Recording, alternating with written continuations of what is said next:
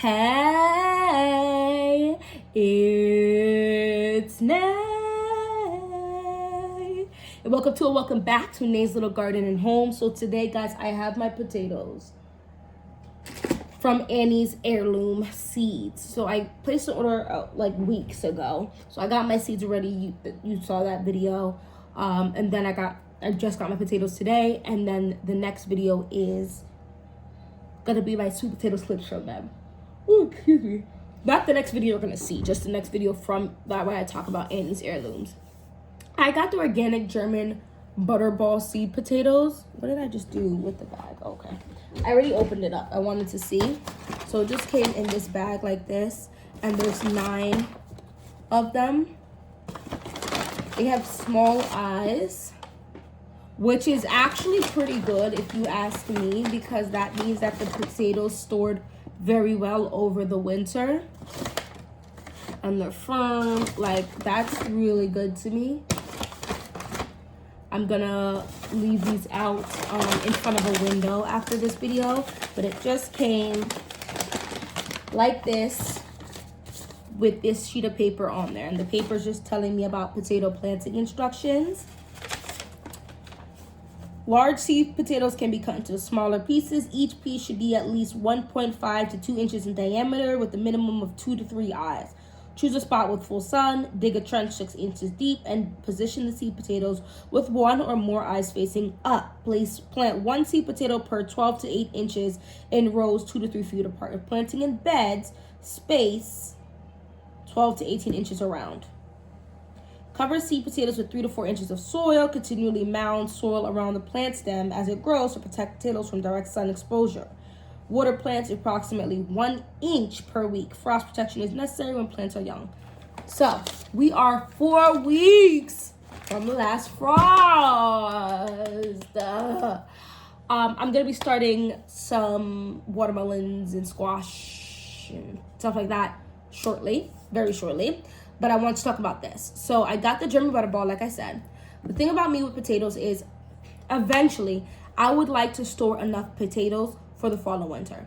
I chose the German butterball for 2 reasons. 1, it apparently stores very well. For 3 reasons. 1, it stores very well. 2, it's a russet potato. I grew purple potatoes and they grew well. I didn't use them. When it comes to trying out new things, I'm gonna leave that to the peppers and tomatoes right now. I think my potatoes need to look like what I'm used to eating, which is a russet potato. So that's why I chose this. And it says medium to large. So although the seed potatoes themselves are small, it should be medium to large.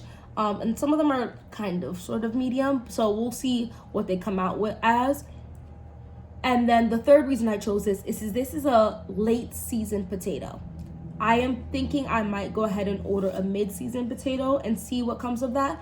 But when it comes to me thinking about storing for fall or winter, I need a late season, right? Because you don't want to harvest them in July and then you've already gone 3 months and you haven't even really hit fall yet. So this is 100 to 130 days.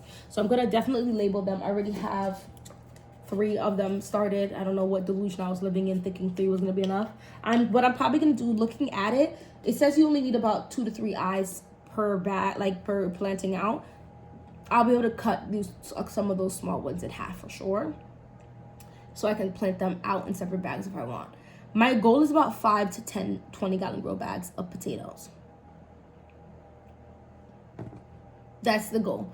I don't really want to have to dig out of the raised bed. It would be easier just to plant the 10 of them in a 5x3 raised bed and get a whole sugar ton of potatoes, but I just can't be bothered to be digging through soil like that.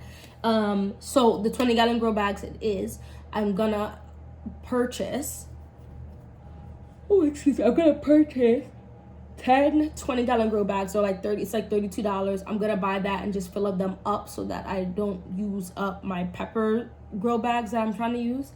And I'm thinking I'm gonna get anywhere from 5 to about 8 potatoes per potato. So there's 9 here. Let's say I managed to plant out 8, and from 8 I get about 7 potatoes each. That's a lot of potatoes. What is that? 56? Don't quote me. I'm trying to aim for around 50 decent sized potatoes. It's not gonna last me all through fall and winter.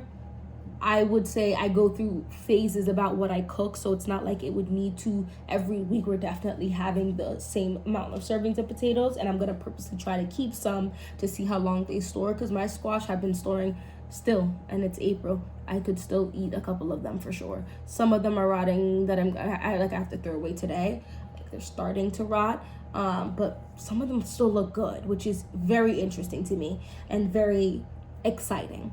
So that's all I really want to talk about today. Go ahead and let me know if you're gonna plant out any potatoes, what variety. But yeah, I'm thinking about potentially getting a mid-season one just so we can have it for the end of summer to start eating them. But I'm very excited because potatoes is just that like a very filling product. Like it's can't really grow a decent amount of rice, and I can't grow a decent amount of corn, like stuff like that. But I can do potatoes, and I want to get pretty good at growing potatoes. And I would actually say potatoes is one of those first people crop that like a first gardener crop that you should grow, because you really are just putting some potatoes with a little bit of ice into the soil and watering it and keeping it moving. And then as it grows, you do want to mound it a little bit so you don't end up with green potatoes that you have to toss away. But outside of that, it's pretty easy. And then once you harvest them, it's actually pretty filling. It's not like you're sitting there and harvesting 50 beans that you have to wait till they dry out, and then you gotta shake it and separate it. Like, it's pretty simple, and they do store well. So don't forget to hit that like button, that subscribe button. Let's talk about root vegetables, or just root crops, or just the potatoes in general. And hopefully I'll see you in my next video. Bye bye.